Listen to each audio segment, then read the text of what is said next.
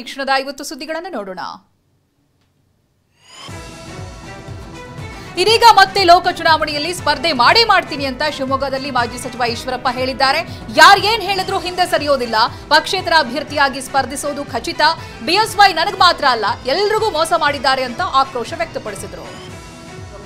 ಅವರ ಮಗ ವಿಜೇಂದ್ರ ಅವರ ರಾಜ್ಯಾಧ್ಯಕ್ಷರು, ಅವರು ಕೇಂದ್ರ ಚುನಾವಣಾ ಸಮಿತಿ ಸದಸ್ಯರು. ಈ ರೀತಿ ಅವರ ಹಿಡಿತದಲ್ಲಿ ಕರ್ನಾಟಕ ರಾಜ್ಯದ ಭಾರತೀಯ ಜನತಾ ಪಾರ್ಟಿ ಒಂದು ಕುಟುಂಬದ ಹಿಡಿತದಲ್ಲಿರೋದನ್ನು ಮೋದಿಯ ಸಿದ್ಧಾಂತಕ್ಕೆ ವಿರುದ್ಧ ಆ ವಿಚಾರಕ್ಕೋಸ್ಕರ ನಾನು ಕೂಡ ಧ್ವನಿ ಎತ್ತಾ ಇದ್ದೀನಿ. ಲೋಕಸಭೆ ಚುನಾವಣೆಗೆ ಕೌಂಟ್ ಡೌನ್ ಶುರುವಾಗಿದೆ. ಈ ಹೊತ್ತಿನಲ್ಲೇ ಬಿಜೆಪಿಗೆ ಮಾಜಿ ಸಚಿವ ಕೆಎಸ್ ಈಶ್ವರಪ್ಪ ದೊಡ್ಡ ತಲೆನೋವಾಗಿ ಪರಿಣಮಿಸಿದ್ದಾರೆ. ಪುತ್ರ ಕಾಂತೇಶ್ಗೆ ಟಿಕೆಟ್ ಕೈತಪ್ಪಿದ್ದಕ್ಕೆ ಕೆಎಸ್ ಈಶ್ವರಪ್ಪ ಬಂಡಾಯ ಅಭ್ಯರ್ಥಿಯಾಗಿ ಸ್ಪರ್ಧೆ ಮಾಡುವುದಾಗಿ ಹೇಳಿರೋದು ಅಚ್ಚರಿಯನ್ನುಂಟು ಮಾಡಿದೆ. ಅಸಮಾಧಾನ ಶಮನ ಮಾಡೋಕೆ ಬಿಜೆಪಿ ನಾಯಕರು ರಣತಂತ್ರ ರೂಪಿಸುತ್ತಿದ್ದಾರೆ. ನಾಳೆ ಶಿವಮೊಗ್ಗಕ್ಕೆ ಪ್ರಧಾನಿ ನರೇಂದ್ರ ಮೋದಿ ಭೇಟಿ ನೀಡಲಿದ್ದಾರೆ. ಇದೇ ಹೊತ್ತಿನಲ್ಲೇ ಸಮರ ಸಾರಿರೋ ಮಾಜಿ ಸಚಿವ ಈಶ್ವರಪ್ಪ ಪಕ್ಷದ ನಾಯಕರ ವಿರುದ್ಧ ಬೆಂಕಿ ಉಗುಳುತ್ತಿದ್ದಾರೆ. ಆದರೆ ಅಸಮಾಧಾನ ಶಮನ ಮಾಡೋಕೆ ಬಿಜೆಪಿ ನಾಯಕರು ಯತ್ನಿಸುತ್ತಿದ್ದಾರೆ. ಒಬ್ಬೊಬ್ಬರೇ ಈಶ್ವರಪ್ಪ ನಿವಾಸಕ್ಕೆ ಭೇಟಿ ಕೊಡೋ ಮೂಲಕ ಮನವೊಲಿಸೋ ಕೆಲಸ ಆಗ್ತಿದೆ. ಇಷ್ಟಾದ್ರೂ ಈಶ್ವರಪ್ಪ ಮಾತ್ರ ಕೇರೆ ಅಂತಿಲ್ಲ. ಯಡಿಯೂರಪ್ಪ ನನಗೆ ಮಾತ್ರ ಅಲ್ಲ, ಎಲ್ಲರಿಗೂ ಮೋಸ ಮಾಡಿದ್ದಾರೆ ಅಂತ ಮಾಜಿ ಸಚಿವ ಕೆಎಸ್ ಈಶ್ವರಪ್ಪ ಆಕ್ರೋಶ ವ್ಯಕ್ತಪಡಿಸಿದ್ರು. ನನ್ನ ಮಗನಿಗೆ ಟಿಕೆಟ್ ಕೊಡದೆ ಮೋಸ ಮಾಡಿದ್ರು, ಉಳಿದವರಿಗೂ ಮೋಸ ಮಾಡಿದ್ದಾರೆ ಅಂತ ಆರೋಪಗಳನ್ನು ಮಾಡಿದ್ರು. ಯಾತಕ್ಕೆ ಚುನಾವಣೆ ಸ್ಪರ್ಧೆ ಮಾಡ್ತಾ ಇದ್ದೀನಿ ಅನ್ನೋಂಥ ಅಂಶ ಅವರ ಗಮನಕ್ಕೆ ತಂದೆ. ಕೇವಲ ನನ್ನ ಮಗನಿಗೆ ಟಿಕೆಟ್ ಕೊಡಲಿಲ್ಲ ಅನ್ನೋದು ಒಂದೇ ಅಲ್ಲ, ನನ್ನ ಮಗನಿಗೆ ಟಿಕೆಟ್ ಕೊಡದಿದ್ದು ಮೋಸ ಮಾಡಿದ್ರು. ಇಡೀ ಕರ್ನಾಟಕ ರಾಜ್ಯದಲ್ಲಿ ಬಹಳ ನಮ್ಮ ಶಾಸಕರುಗಳಿಗೆ, ನಮ್ಮ ಮಂತ್ರಿಗೆ, ನಮ್ಮ ಪ್ರಮುಖ ನಾಯಕರುಗಳಿಗೆ ಮೋಸ ಮಾಡಿದ್ದಾರೆ. ಇನ್ನು ಲೋಕಸಭೆ ಚುನಾವಣೆಯಲ್ಲಿ ಕುರುಬರಿಗೆ ಒಂದು ಟಿಕೆಟ್ ಕೊಟ್ಟಿಲ್ಲ ಅಂತ ಯಡಿಯೂರಪ್ಪ ವಿರುದ್ಧ ಮಾಜಿ ಸಚಿವ ಈಶ್ವರಪ್ಪ ಬೆಂಕಿ ಉಗುಳಿದ್ರು.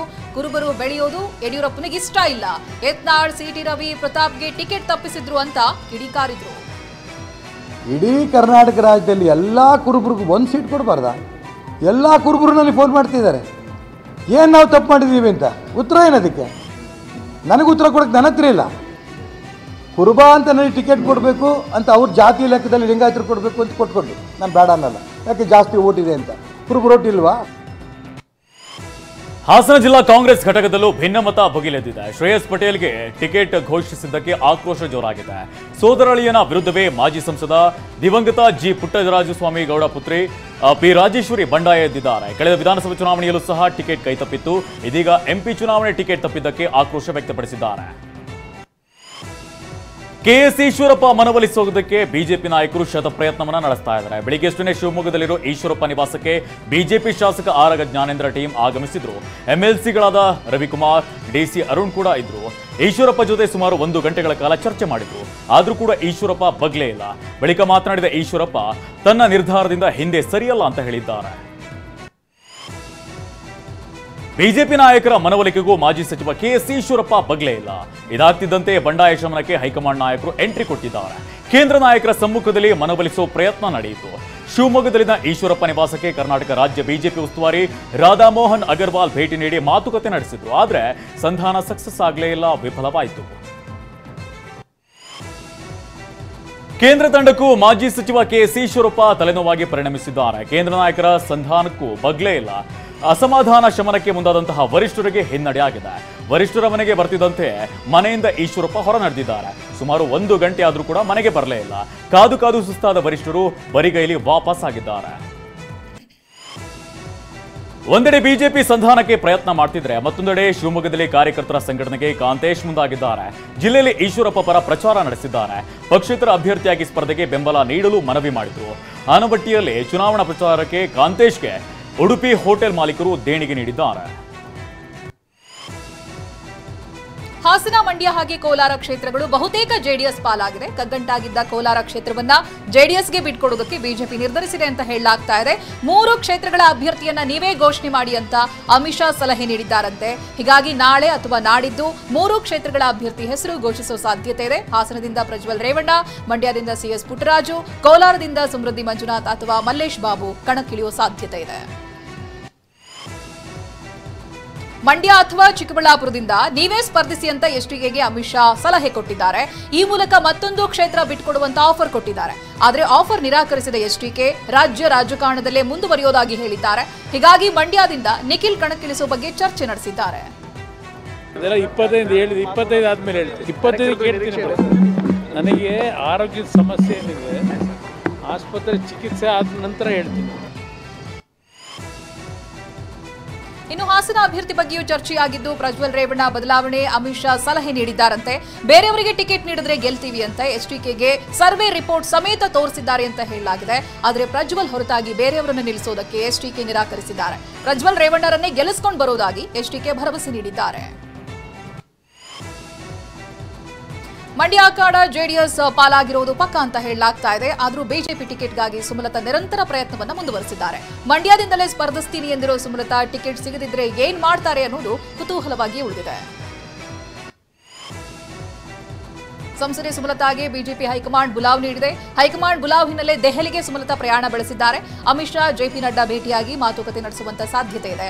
ಮಂಡ್ಯ ಕ್ಷೇತ್ರ ಬಹುತೇಕ ಜೆಡಿಎಸ್ ಪಾಲಾಗಿದೆ. ಅತಂತ್ರ ಸ್ಥಿತಿಯಲ್ಲಿರೋ ಮಂಡ್ಯ ಸಂಸದೆ ಸುಮಲತಾ ನಡೆ ಕುತೂಹಲಕ್ಕೆ ಕಾರಣವಾಗಿದೆ.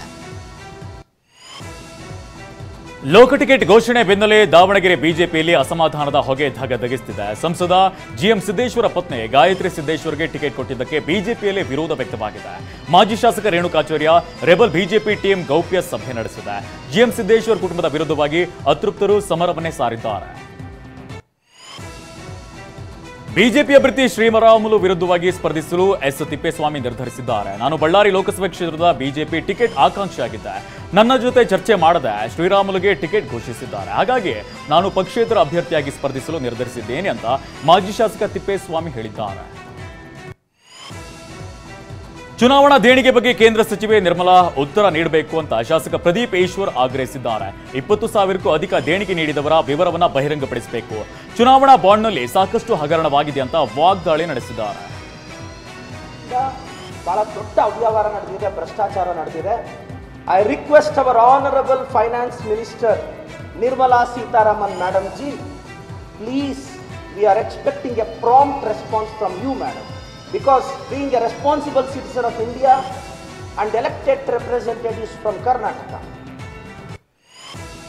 ಚುನಾವಣಾ ನೀತಿ ಸಂಹಿತೆ ಜಾರಿಯಿಂದ ತಮಿಳುನಾಡಿನ ಸೇಲಂನಲ್ಲಿ ಶಿವಮೊಗ್ಗದ ದಂಪತಿ ಇಕ್ಕಟ್ಟಿಗೆ ಸಿಲುಕಿದ್ದಾರೆ. ಮಗನ ಮದುವೆ ಜವಳಿ ಖರೀದಿಗೆ ವಿಜಯೇಂದ್ರ ದಂಪತಿ ಸೇಲಂಗೆ ತೆರಳಿದ್ರು. ಚೆಕ್ಪೋಸ್ಟ್ನಲ್ಲಿ ದಂಪತಿಯನ್ನು ತಡೆದಂತಹ ಅಧಿಕಾರಿಗಳು 40,000 ಮೌಲ್ಯದ ಸೀರೆ, 40,000 ನಗದು ವಶಕ್ಕೆ ಪಡೆದಿದ್ದಾರೆ. ಮದುವೆ ಆಮಂತ್ರಣ ಪತ್ರ ತೋರಿಸಿದ್ರು. ಅಧಿಕಾರಿಗಳು ಕೇರ್ ಮಾಡ್ತಿಲ್ವಂತೆ. ಬೆಂಗಳೂರಿನ ಗೊರಗುಂಟೆಪಾಳ್ಯದಲ್ಲಿ ಜಲದಾಹ ಮುಂದುವರೆದಿದೆ. ಜ್ಯೋತಿ ಬಾಪುಲೆ ನಗರ ನಿವಾಸಿಗಳು ನೀರಿಲ್ಲದೆ ಹೈರಾಣಾಗಿದ್ದಾರೆ. ಕೂಲಿ ಕಾರ್ಮಿಕರೇ ಹೆಚ್ಚಿರುವ ಏರಿಯಾದಲ್ಲಿ ಹನಿ ಹನಿ ನೀರಿಗೂ ಹಾಹಾಕಾರ ಶುರುವಾಗಿದೆ. ಪ್ರತಿನಿತ್ಯ ನೀರಿಗಾಗಿ ಕಾದು ನಿಲ್ಲೋ ಪರಿಸ್ಥಿತಿ ಎದುರಾಗಿದೆ. ಇಡೀ ನಗರದಲ್ಲಿ 2 ನಲ್ಲಿಗಳಿದ್ದು ಸೂಕ್ತ ಕ್ರಮಕ್ಕೆ ಆಗ್ರಹಿಸಿದ್ದಾರೆ. ನೆಲಮಂಗಲ ತಾಲೂಕಿನ ಕಕ್ಕೇಪಾಳ್ಯದಲ್ಲಿ ಕೆರೆ ಮಣ್ಣು ಲೂಟಿ ಮಾಡಲಾಗಿದೆ. ಹಂಚಿಪುರ ಕೆರೆ ಮಣ್ಣು ಲೇಔಟ್ ಪಾಲಾಗ್ತಾ ಇದೆ. ಅಕ್ರಮವಾಗಿ ಮಣ್ಣು ಲೂಟಿ ಮಾಡ್ತಾ ಇರೋ ಕಾರಣಕ್ಕೆ ಕೆರೆಯ ಮರಗಳು ನೆಲಕ್ಕುರುಳಿವೆ. ಇಷ್ಟೆಲ್ಲ ಆದರೂ ಎಂಟಗಾನಹಳ್ಳಿ ಪಂಚಾಯಿತಿ ಅಧಿಕಾರಿಗಳು ಕಣ್ಮುಚ್ಚಿ ಕುಳಿತಿದ್ದಾರೆ. ಸ್ಥಳೀಯರು ಆಕ್ರೋಶ ಹೊರಹಾಕ್ತಿದ್ದಾರೆ. ದಾವಣಗೆರೆಯಲ್ಲಿ ಮತದಾನ ಜಾಗೃತಿ ಅಭಿಯಾನ ಮಾಡಲಾಗಿದೆ. ಹೈಸ್ಕೂಲ್ ಮೈದಾನದಲ್ಲಿ ಹಾಟ್ ಏರ್ ಬಲೂನ್ ಸಾಹಸ ಕ್ರೀಡೆಗೆ ಚಾಲನೆ ನೀಡಲಾಯಿತು. ಜಿಲ್ಲಾಧಿಕಾರಿ doctor Venkatesh, SP Uma Prashant, CEO Suresh Hitnal ಉಪಸ್ಥಿತರಿದ್ದರು.